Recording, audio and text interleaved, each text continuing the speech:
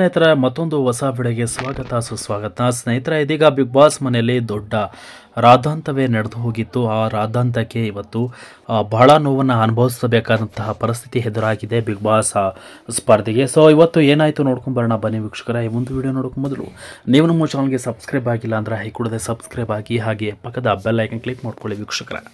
ಹೌದು ಸ್ನೇಹಿತರ, Bigg Boss season 12ರ ಸ್ಪರ್ಧಿ ಅಶ್ವಿನಿ ಗೌಡ ವಿರುದ್ಧ ದೂರು ದಾಖಲಾಗಿದೆ. ಸಹ ಸ್ಪರ್ಧಿ ರಕ್ಷಿತಾ ಶೆಟ್ಟಿ ಅವರನ್ನ ನಿಂದಿಸಿದ ಆರೋಪದಲ್ಲಿ ಇದೀಗ ಸಂಕಷ್ಟ ಎದುರಾಗಿದೆ.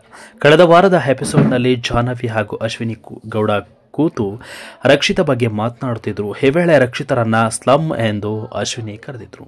ಹೌದು, ಬಿಡದಿ ಪೊಲೀಸ್ ಠಾಣೆಯಲ್ಲಿ ಬಿಗ್ ಬಾಸ್ ಸ್ಪರ್ಧಿ ಅಶ್ವಿನಿ ಗೌಡ ವಿರುದ್ಧ ವಕೀಲರೊಬ್ಬರು ದೂರು ದಾಖಲಿಸಿದ್ದಾರೆ. ಈ ಹಿಂದೆ ಬಿಗ್ ಬಾಸ್ ಸ್ಪರ್ಧಿಗಳು ಮನೆ ಒಳಗೆ ಇದ್ದಾಗಲೇ ದೂರು ದಾಖಲಾಗಿ ಸಂಕಷ್ಟ ಎದುರಿಸಿದ್ದ ಘಟನೆಗಳು ನಡೆದಿದ್ದು. ಬಿಗ್ ಬಾಸ್ ಕನ್ನಡ ಸೀಸನ್ 12ರಲ್ಲಿ ಇದು ಕೂಡ ಮರುಕಳಿಸುತ್ತಿದೆ. ಹೌದು, ರಕ್ಷಿತಾ ಶೆಟ್ಟಿ ಬಗ್ಗೆ ಸ್ಲಮ್ ಅನ್ನುವಂಥ ಮಾತನಾಡಿದ್ರು. ಅಶ್ವಿನಿ ಗೌಡ ಹೇಳಿದ್ದನ್ನು ಮ್ಯೂಟ್ ಮಾಡಲಾಗಿತ್ತು. ಆದರೆ ಆಕೆಯ ಪದ ಬಳಕೆ ವೀಕ್ಷಕರಿಗೆ ಅರ್ಥವಾಗಿತ್ತು. ಅಷ್ಟೇ ಅಲ್ಲ, ಮತ್ತೆ ಇದೇ ವಿಚಾರವಾಗಿ ಜಾಹ್ನವಿ ಬಳಿಕ ಮಾತನಾಡುತ್ತಾ ಎಸ್ ಅಂತ ಹೇಳಿದೆ ಅಲ್ವಾ ಎಂದು ಅಶ್ವಿನಿ ಮತ್ತೆ ಅದೇ ಅರ್ಥದಲ್ಲಿ ಮಾತನಾಡಿದರು. ಹೌದು, ಈ ಒಂದು ವಿಚಾರ ಸಿಕ್ಕಾಪಟ್ಟೆ ಹೈಲೈಟ್ ಆಗಿದೆ. ಇದನ್ನು ಎಡಿಟ್ ಮಾಡಿ ಅಪ್ಲೋಡ್ ಮಾಡಿದ್ರು ಎಂದು ವೀಕ್ಷಕರು ಈ ಒಂದು ವಿಡಿಯೋದಲ್ಲಿ ಚರ್ಚೆ ಕೂಡ ನಡೆಸ್ತಾ ಇದ್ದಾರೆ. ಬಿಗ್ ಬಾಸ್ ಮನೆಯಲ್ಲಿ ಸಹಸ್ಪರ್ಧಿ ಬಗ್ಗೆ ಅಶ್ವಿನಿ ಗೌಡ ಅವಹೇಳನಕಾರಿ ಪದ ಬಳಕೆ ಮಾಡಿದ್ದಕ್ಕೆ ಆಕೆ ವಿರುದ್ಧ ಹೈಕೋರ್ಟ್ ವಕೀಲ ಪ್ರಶಾಂತ್ ಮೆತಾಲ್ ದೂರು ನೀಡಿದ್ದಾರೆ. ಇದು ವ್ಯಕ್ತಿ ನಿಂದನೆ ಎಂದು ಆರೋಪಿಸಿರುವ ಅವರು ಬಿಸ್ನೆಸ್ ಹೆಡ್ ಆಗಿರುವಂತಹ ಪ್ರಶಾಂತ್ ನಾಯಕ್ ಶೋ ಆಯೋಜಕರ ವಿರುದ್ಧವೂ ದೂರು ನೀಡಿದ್ದಾರೆ. ಸಮಾಜದಲ್ಲಿ ಎಲ್ಲರೂ ಒಂದೇ, ಯಾವುದೇ ಜಾತಿ ಭೇದ ಹರಡಬಾರದು. ಅಶ್ವಿನಿ ಗೌಡ ಮಾತನ್ನು ತೆಗೆಯದೆ ಕಾರ್ಯಕ್ರಮ ಪ್ರಸಾರ ಮಾಡಿದ್ದು ತಪ್ಪು. ಇದರಿಂದ ಕೆಟ್ಟ ಸಂದೇಶ ರವಾನೆ ಆಗುತ್ತದೆ ಎಂದು ದೂರನ್ನು ದಾಖಲಿಸಿದ್ದಾರೆ. ಹೌದು, ವಕೀಲರು ನೀಡಿದ ದೂರು ಆಧರಿಸಿ ಬಿಡದಿ ಪೊಲೀಸರು ಇವತ್ತು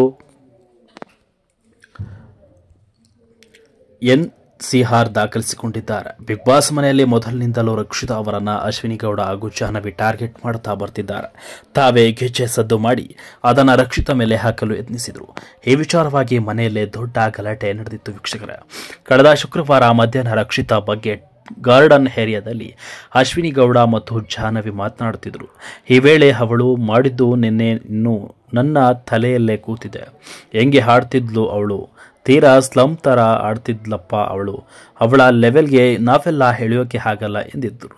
ಬಳಿಕ ರಕ್ಷಿತಾ ಮಾತನಾಡುವ ಶೈಲಿಯನ್ನು ಇಮಿಟೇಟ್ ಮಾಡಿ ಅಶ್ವಿನಿ ವ್ಯಂಗ್ಯವಾಡಿದರು.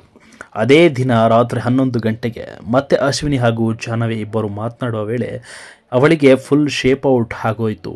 ಏನು ಮಾತನಾಡಲಿಲ್ಲ ಇವತ್ತು, ನಾನು ಹೇಳಲಿಲ್ವಾ ಆ ಎಸ್ ಎಂದು ಅಶ್ವಿನಿ ಮತ್ತೆ ಹೇಳಿದರು. ಇದೇ ಈಗ ಸಂಕಷ್ಟಕ್ಕೆ ಕಾರಣವಾಗಿರುವಂಥದ್ದು ವೀಕ್ಷಕರೇ. ಹೌದು, 2 ವರ್ಷಗಳ ಹಿಂದೆ ಬಿಗ್ ಬಾಸ್ ಸೀಸನ್ 11ರಲ್ಲಿ ಸ್ಪರ್ಧಿ ತನಿಷಾ ಕುಪ್ಪಂಡ ಪದ ಬಳಕೆ ಕೂಡ ವಿವಾದಕ್ಕೆ ಕಾರಣವಾಗಿತ್ತು. ಡ್ರೋನ್ ಪ್ರತಾಪ್ ಕುರಿತು ಮಾತನಾಡುತ್ತಾ ತನಿಷಾ ಬಳಸಿದ್ದ ಪದ ಭೋವಿ ಸಮುದಾಯದವರ ಕೆಂಗಣ್ಣಿಗೆ ಗುರಿಯಾಗಿತ್ತು. ಜಾತಿ ನಿಂದನೆ ಆರೋಪದಡಿ ಕುಂಬಳಗೋಡು ಪೊಲೀಸ್ ಠಾಣೆಯಲ್ಲಿ ದೂರು ದಾಖಲಾಗಿತ್ತು. ತನಿಷಾ ಒಡ್ಡ ಎಂಬ ಪದ ಬಳಸುವ ಮೂಲಕ ಭೋವಿ ಸಮುದಾಯಕ್ಕೆ ಅಪಮಾನ ಎಸಗಿದ್ದಾರೆ.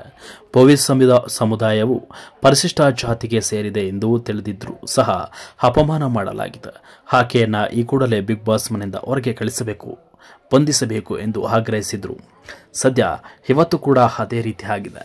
ಹೌದು, ರಕ್ಷಿತಾ ಶೆಟ್ಟಿ ಮೇಲೆ ಈ ಒಂದು ಪದ ಬಳಕೆ ಮಾಡಿ ಅಶ್ವಿನಿ ಗೌಡ ಇದೀಗ ತಪ್ಪಿನಲ್ಲಿ ಸಿಕ್ಕಾಕಿಕೊಂಡಿದ್ದಾರೆ. ಇವರ ವಿರುದ್ಧ ದೂರನ್ನು ದಾಖಲಿಸಿದ್ದಾರೆ ವಕೀಲರೊಬ್ಬರು. ಸೊ ಮುಂದಿನ ಕ್ರಮ ಏನಾಗುತ್ತೆ ಅಲ್ಲಿವರೆಗೂ ಕಾದು ನೋಡಬೇಕಿದೆ ವೀಕ್ಷಕರೇ. ಬಿಗ್ ಬಾಸ್ ಮನೆಯಲ್ಲಿ ಇವರು ಆಚೆ ಬರ್ತಾರಾ ಎಂಬುದನ್ನು ಕಾದು ನೋಡಬೇಕಿದೆ. ನೀವು ಕೂಡ ಬಿಗ್ ಬಾಸ್ ಮನೆಯಲ್ಲಿ ಈ ಒಂದು ವಿಡಿಯೋ ನೋಡಿದರೆ ಇದರ ಬಗ್ಗೆ ನಿಮ್ಮ ಅನಿಸಿಕೆಗಳನ್ನು ತಿಳಿಸಿ ಅಂತ ಹೇಳ್ತಾ ವಿಡಿಯೋನ ಮುಗಿಸ್ತಾ ಇದ್ದೀನಿ ವೀಕ್ಷಕರೇ. Thank you.